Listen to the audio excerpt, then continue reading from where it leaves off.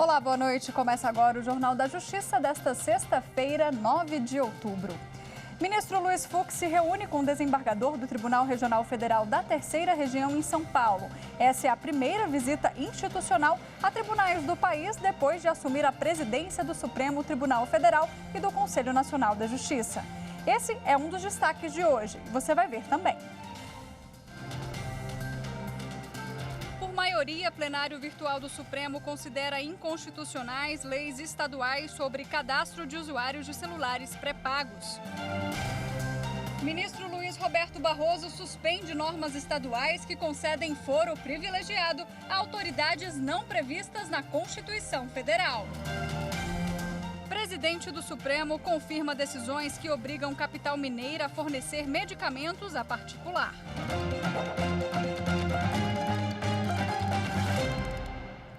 O presidente do Supremo Tribunal Federal e do Conselho Nacional de Justiça, ministro Luiz Fux, deu início a uma série de visitas que ele pretende fazer aos tribunais de todo o país. O encontro foi na sede do TRF da Terceira Região em São Paulo. O presidente do STF e do CNJ, ministro Luiz Fux, foi recebido pelo presidente do Tribunal Desembargador Federal, Mairan Maia, e pela vice-presidente desembargadora federal, Consuelo Yoshida. Na visita, o presidente da Suprema Corte apresentou os principais pontos do seu plano de gestão. O documento destaca a proteção dos direitos humanos e do meio ambiente, a garantia da segurança jurídica para a melhoria do ambiente de negócios no Brasil, o combate à corrupção, ao crime organizado e à lavagem de dinheiro, com a consequente recuperação de ativos, o incentivo ao acesso à justiça digital e o fortalecimento da vocação constitucional do STF. O documento também traz os processos pautados para serem julgados este ano no plenário e as medidas tomadas para tornar a administração mais eficiente. Durante a conversa, o ministro pôde saber um pouco sobre a rotina do TRF da Terceira Região. O TRF se sente muito honrado em ser o primeiro Tribunal Regional Federal a merecer a visita do ministro Fux.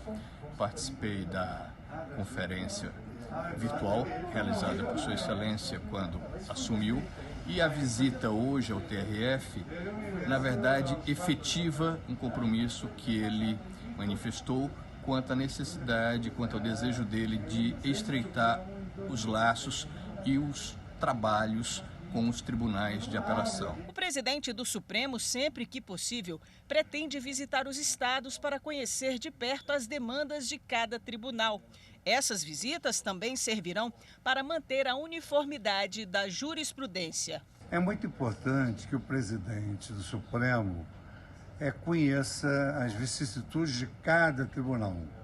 Por outro lado, por exemplo, o Supremo tem interesse em que haja uma homogeneidade da jurisprudência de todo o país. Então, nessas visitas, a gente aproveita para concitar os colegas a que transmitam os juízes e os seus membros que mantenham a uniformidade dessa jurisprudência para que não chegue ao Supremo, às vezes, causas desnecessárias, como, por exemplo, eu tive a oportunidade de falar com o presidente que muitas vezes as prisões preventivas precisam ser bem justificadas para não dar ensejo aos habeas corpus que chegam no Supremo.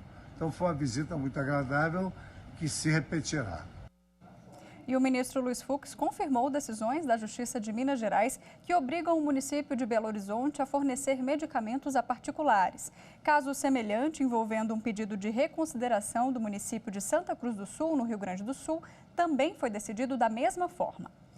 As duas prefeituras alegavam que o pagamento dos tratamentos acarretaria em desorganização administrativa e financeira na administração pública local. No entanto, o presidente do Supremo apontou que os custos dos medicamentos é modesto frente aos orçamentos de municípios de grande e médio porte, como o da capital mineira e a cidade gaúcha, respectivamente. O Supremo Tribunal Federal julgou inconstitucionais leis dos estados de Santa Catarina e de São Paulo que obrigam lojas e operadoras de telefonia móvel a fazerem o cadastro de clientes para a venda de celulares e chips pré-pagos. A maioria dos ministros da Suprema Corte seguiu o entendimento do relator, ministro Celso de Mello, de que a Constituição prevê competência privativa da União para legislar sobre telecomunicações. A decisão destaca ainda que, para evitar o risco de uso indevido das linhas telefônicas e proporcionar mais segurança aos consumidores, a União já editou uma lei que dispõe sobre o cadastramento de usuários de telefones celulares pré-pagos. A ação contra a Lei de São Paulo foi ajuizada pela Associação Nacional das Operadoras de Celulares em 2016. Já a ação contra a Lei de Santa Catarina foi movida pelo governo do estado. Também em sessão virtual, os ministros do Supremo decidiram que a lei do Piauí, que cria Dia Estadual dos Bancários e Financiários, é inconstitucional. A nossa consultora jurídica, Karina Zucoloto, detalha isso pra gente. Os ministros, por unanimidade, declararam a inconstitucionalidade de uma lei de 2015 do estado do Piauí, que estabeleceu o dia 28 de agosto como um feriado estadual em comemoração ao Dia dos Bancários e dos Financiários. A CONCIF, Confederação Nacional do Sistema Financeiro, autora dessa ação, argumentava, para a declaração da inconstitucionalidade, uma suposta usurpação da competência da União para legislar sobre direito do trabalho, já que estaria implícito a atribuição de um feriado estadual que beneficiariam esses trabalhadores, e também a usurpação da competência privativa da União para regular e fiscalizar o sistema financeiro nacional, que por legislação federal estabelecida pelo Conselho Monetário Nacional, deveria regular a sua disciplina e funcionamento das instituições bancárias.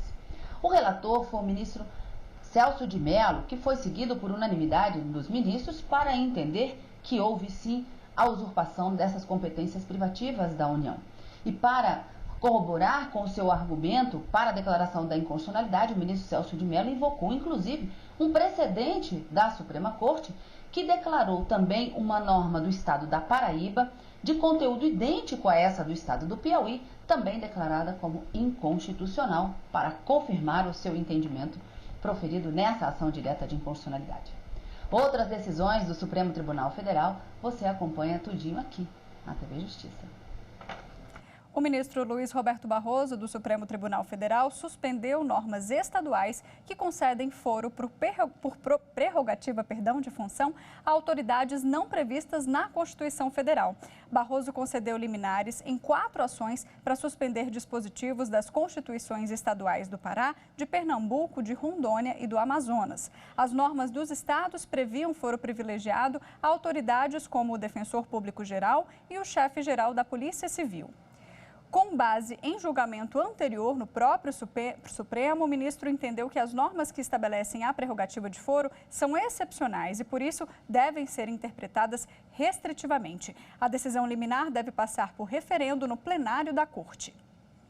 E a seguir, Conselho Nacional de Justiça promove maratona de ciência de dados e inteligência artificial. É depois do intervalo.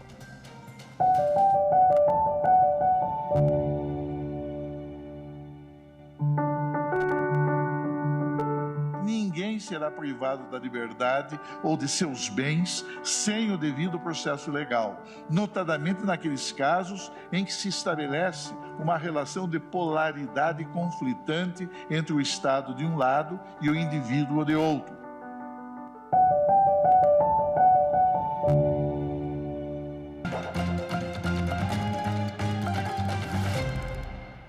Começou hoje a maratona CNJ Inova. O evento busca selecionar projetos em tecnologia da informação para melhorar os serviços do Judiciário. A realização é fruto de uma parceria entre o Conselho Nacional de Justiça com a Escola Nacional de Administração Pública. 522 participantes organizados em equipes concorrem a prêmios em dinheiro, que totalizam R$200 mil. Os times contarão com o apoio de mentores que vão guiar o trabalho nos desafios propostos em 2 fases, nas quais serão desenvolvidos os projetos de soluções tecnológicas para o Judiciário. 6 equipes se classificarão para a 2ª fase, que acontecerá no dia 19 de novembro. A maratona também conta com uma agenda de palestras complementares e é transmitida pelo canal do CNJ no YouTube.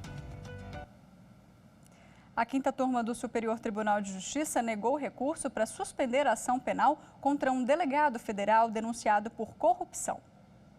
O delegado, investigado pela Operação Tergiversação, foi denunciado pelo Ministério Público por corrupção passiva. Segundo o MP, ele teria recebido vantagem indevida para barrar a responsabilização criminal de empresários do setor hospitalar em operações policiais em curso no Rio de Janeiro.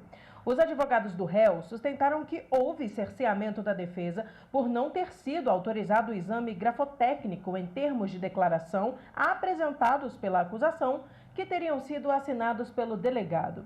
Para o relator do caso no STJ, ministro Reinaldo Soares da Fonseca, o trancamento da ação penal neste momento seria prematuro, já que foi demonstrada a existência de indícios mínimos suficientes para o processamento da ação. Sobre o argumento da defesa de que o exame grafotécnico comprovaria a não participação do delegado no crime, o relator afirmou que não há nos autos elementos capazes de demonstrar que o exame seria o único meio viável para a comprovação dos fatos e que este seria irrelevante nesta etapa do processo. A quinta turma acompanhou o ministro. Uma parceria entre a Justiça do Trabalho e a Advocacia Geral da União trouxe uma economia de mais de R$900 mil para os cofres públicos. A iniciativa busca a conciliação como principal meio para reduzir o número de ações trabalhistas envolvendo autarquias e fundações públicas federais. Os acordos de cooperação entre a Advocacia Geral da União e a Justiça do Trabalho fazem parte de projeto conciliatório da Procuradoria Regional Federal da Primeira Região, unidade da Procuradoria Geral Federal. A parceria tem o objetivo de reduzir as demandas judiciais de processos trabalhistas, agilizar o andamento de ações envolvendo autarquias e fundações públicas federais e garantir aos trabalhadores seus direitos. São casos em que empresas contratadas pela administração indireta não pagam verbas trabalhistas para empregados terceirizados, como de limpeza, vigilância e segurança, que prestaram serviços nessas entidades públicas, mesmo com repasse de dinheiro feito pelos órgãos. Nós não vamos deixar o terceirizado, como se diz popularmente, na mão. Nós iremos buscar a conciliação com o terceirizado para, no momento subsequente, buscar o ressarcimento contra a empresa principal devedora. De abril de 2018, início do projeto, até setembro deste ano, a taxa de aceitação nos acordos tem sido superior a 80%, com 305 acordos fechados. No total, os valores envolvidos nas conciliações somam R$6 milhões, com valores pagos de R$5 milhões. A economia para os cofres públicos foi de mais de R$900 mil no período. Apenas no ano de 2020, os acordos firmados somam R$4 milhões. Esse número é maior do que a soma de todas as conciliações feitas em 2018 e 2019. Já foram feitas parcerias com 10 tribunais regionais do trabalho, com jurisdição sobre 14 unidades da federação. A última foi com a Justiça do Trabalho de Amazonas e Roraima. A notória possibilidade de acordo entre as partes, dentre as quais os entes públicos, a partir da formalização deste acordo de cooperação, parece indicar uma luz no fim do túnel para reduzir o prazo de duração dos processos, daí a relevância deste evento, através do qual os entes públicos envolvidos poderão firmar acordo no sentido de evitar a perpetuação dos conflitos.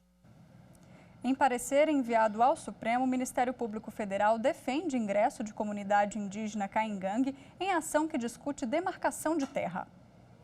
O processo discute a anulação de uma portaria publicada pelo Ministério da Justiça em 2007, que declara parte de uma fazenda que fica no município de Laranjeiras do Sul, no Paraná, como área ocupada tradicionalmente pelos indígenas da comunidade Caingangue.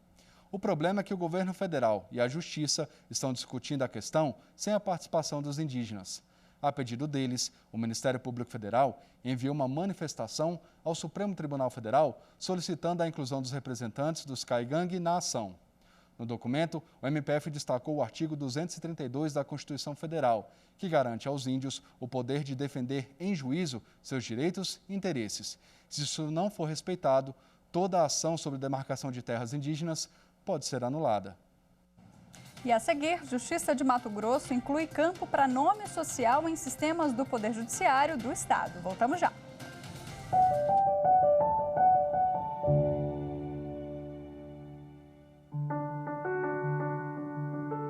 falta nesse universo penitenciário brasileiro o efetivo cumprimento pelo poder público de obrigações que lhe foram impostas pela Constituição e pela Lei de Execução Penal, como a adoção de medidas que viabilizem a prática laboral, a educação e a capacitação profissional dos sentenciados.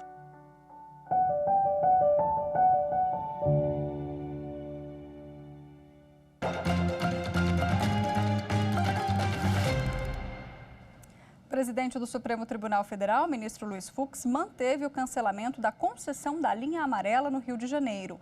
A Associação Brasileira de Concessionárias de Rodovias entrou no Supremo com pedido para suspender a decisão do Superior Tribunal de Justiça, que autorizou o cancelamento da concessão para a exploração e manutenção da via expressa entre as zonas norte e oeste da capital fluminense. Ao negar o pedido, o presidente entendeu que a decisão do STJ não usurpou competência ao Supremo. Na próxima segunda, comemora-se a data para que muitas crianças, certamente a data mais importante do ano, o Dia das Crianças. E além de movimentar o comércio, também faz com que pais e responsáveis redobrem o cuidado com a qualidade dos brinquedos. 72% dos brasileiros devem ir às compras para agradar a criançada no próximo dia 12 de outubro. A previsão é da Confederação Nacional dos Dirigentes Lojistas, que, mesmo diante do cenário da pandemia da Covid-19 e o isolamento social, estima alta nas vendas. A Karine acredita nisso e está otimista. Ela trabalha como gerente numa loja de calçados infantis. A nossa expectativa é aumentar nosso faturamento entre 60% a 80%. Na hora das compras, além de buscar aquele preço bacana que cabe no orçamento, é preciso prestar atenção na qualidade dos produtos. O Inmetro recomenda não comprar no comércio informal, recusar produtos de fabricantes clandestinos, observar a indicação da faixa etária do produto e conferir a presença do selo Inmetro. São cuidados que toda a família deve ter e com a Luísa, de 2 anos, não é diferente. O pai dela diz que não abre mão da qualidade dos brinquedos. São brinquedos que tentam estimular a criatividade, que tentam estimular uma habilidade que ela está em processo de desenvolvimento naquele momento. Ela já vinha pedindo uma sereia, nós levamos ela na loja e dentro do que nós considerávamos aceitáveis, permitimos que ela fizesse a escolha do brinquedo. No caso específico da sereia, por exemplo, a idade recomendada era até maior do que a dela, porque vinha com umas partes pequenas. O que a gente fez foi permitir que ela compre a sereia, mas as partes pequenas a gente separou, a gente deixou de lado, a gente guardou até que ela tenha uma idade maior para poder brincar. E os cuidados também valem para o momento da tão sonhada entrega do presente pelo adulto. Retire as embalagens do brinquedo, leia com atenção as instruções de uso e supervisione o uso do brinquedo. E se ainda assim acontecer da criança se machucar ao manusear o brinquedo, no site do Inmetro é possível relatar acidentes. Basta acessar a página www.gov.br/Inmetro. No canto esquerdo da tela, clique em Assuntos, depois em Avaliação de Conformidade e, por fim, em Acidentes de Consumo. Basta preencher os dados em cada campo, informando também a idade da vítima, a descrição do produto, a data, local do acidente e como ocorreu. Vale reforçar que, mesmo com esse registro, o pai, a mãe ou responsável deve procurar as autoridades competentes e cobrar seus direitos. Que eles possam fazer a denúncia ao órgão fiscalizador, que no caso é o próprio Inmetro, que por sua vez fará todas as verificações, uma vez comprovada a falta de observância das regras, prescritas para brinquedos, para esse tipo de mercadoria, e aí sim ele estaria sujeito às sanções previstas nas legislações pertinentes. O Código de Defesa do Consumidor é a principal lei que protege os clientes nessas situações. Dependendo da gravidade do caso, o fabricante e a loja também podem ser penalizados com o pagamento de indenizações. A legislação garante ainda a troca do produto caso venha com defeito e o direito ao arrependimento para compras online. Então fique atento. Compra pela internet, 7 dias de arrependimento. Compra na presencial nas lojas, certifique se tem o certificado do Inmetro. A Justiça do Distrito Federal determinou que o governo da capital do país reabasteça em 30 dias as farmácias de alto custo com medicamento para tratar um tipo raro de anemia. O medicamento é a desferoxamina. A falta do remédio pode causar insuficiência cardíaca e cirrose hepática por excesso de ferro no organismo do paciente. Ao condenar o governo do Distrito Federal, a Vara de Fazenda Pública pontuou a demora das autoridades em resolver o problema. Segundo o Ministério Público do Distrito Federal e Territórios, não há registro de compra do medicamento desde julho do ano passado.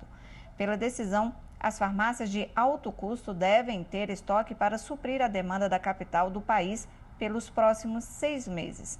A Secretaria de Saúde deve ainda comprovar o cumprimento da sentença sob pena de multa. Vamos falar de respeito à diversidade. A partir de agora, a pessoa trans, travesti ou transexual tem a garantia de ter um nome social inserido nos sistemas do Poder Judiciário de Mato Grosso. O Judiciário avança em mais uma medida para garantir o uso do nome social aos usuários da Justiça. E servidores, magistrados e terceirizados podem, por exemplo, ter no crachá o nome com o qual se identifica. As empresas terceirizadas vão ser comunicadas sobre a resolução do Conselho Nacional de Justiça, para assim o prestador de serviço ser identificado pelo nome que deseja.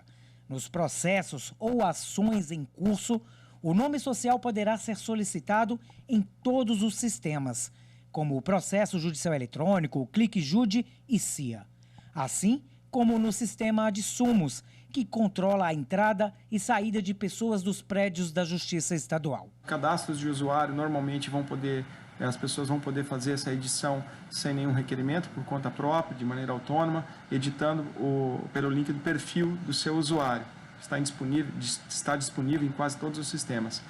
No caso de processo judicial eletrônico, aí isso pode ser feito de maneira autônoma, sem requerimento algum no momento de cadastrar a nova ação, vai existir o campo nome social para ser preenchido. E no caso de processos já em tramitação, pode ser solicitado por meio de peça interlocutória nos autos. O pagamento do seguro-desemprego pode ser feito agora diretamente na conta do beneficiário. A medida diminuiu a burocracia e facilita o recebimento do dinheiro pelos trabalhadores. Há um ano, essa dona de casa precisou recorrer ao seguro-desemprego. Quando ia fazer o saque no banco, sempre ia acompanhada por medo de assalto. Seria mais fácil para mim se caísse na minha conta, né? Obviamente, do que eu ter que sacar o dinheiro e depois colocar ele na minha conta bancária. E também o cartão do cidadão não facilitava, né? Porque ele não é digital, ele não tem o chip. E você tem que passar ele, né? Passar ou colocar na maquininha. Então, às vezes estragava, eu tinha que entrar dentro da agência, então tinha esse desgaste também. Até julho deste ano, o seguro-desemprego só podia ser pago por depósito nas contas poupança ou nas contas simplificadas de correntistas da Caixa Econômica Federal, o que dificultava para quem não tinha conta no banco. A pessoa precisava recorrer a uma agência ou a uma lotérica para sacar o benefício. Só que agora essa realidade mudou. O seguro-desemprego pode ser depositado diretamente na conta do trabalhador, independente do banco. O pagamento pode ser feito em conta corrente ou poupança de qualquer banco do sistema financeiro brasileiro. Ao requerer o benefício, seja pelo site, pelo aplicativo da carteira de trabalho digital ou presencialmente, o trabalhador precisa informar os seguintes dados: a identificação do banco, número e nome, o código e dígito verificador da agência bancária, o tipo de conta, o número da conta e o dígito verificador de sua titularidade. Mas atenção, o benefício não pode ser depositado em conta salário e nem em contas de terceiros. Segundo a Superintendente Regional do Trabalho em Goiás, além de evitar aglomerações nas agências e a transmissão da Covid-19, a medida representa um grande avanço. Isso facilitou demais, porque a gente vê aí filas e filas na Caixa Econômica Federal, né? E às vezes as pessoas têm contas em outros bancos e tem que se procurar a Caixa para poder receber o benefício. E não precisa se deslocar até uma agência bancária, correr o risco de perder, de ser roubado, né? Ou de ter uma fraude ali, porque a gente sabe que nessas agências acontecem fraudes de toda possibilidade. A possibilidade de indicar a conta bancária só não vale para quem fez o requerimento do benefício antes do dia 24 de julho deste ano, quando a medida entrou em vigor. Dados da Secretaria de Trabalho mostram que 4,2 milhões de brasileiros já recorreram ao seguro-desemprego este ano. O número é 13,4% maior que no mesmo período do ano passado. Com a pandemia, a demanda é cada vez maior. Para não haver atraso, é importante ficar atento na hora de preencher os dados da solicitação do benefício. O que a gente pede é para as pessoas tomarem muito cuidado quando for preencher os dados bancários, porque se houver um errinho, pode atrasar o depósito, pode ter que entrar com recurso para resolver essa questão. Então, a gente pede que a pessoa coloque os dados e confira, né, para não ter nenhum atraso depois no recebimento do benefício. Para a Ana, a mudança é muito bem-vinda. É maravilhoso, né? Muito mais prático para o cidadão, né? Precisa, você não vai precisar ir mais na lotérica ou na Caixa Econômica, né? Para poder sacar o dinheiro. Vai cair diretamente na sua conta, você pode passar onde bem entender. E esta edição do Jornal da Justiça fica por aqui. Para você, uma boa noite, um ótimo fim de semana. Tchau, tchau.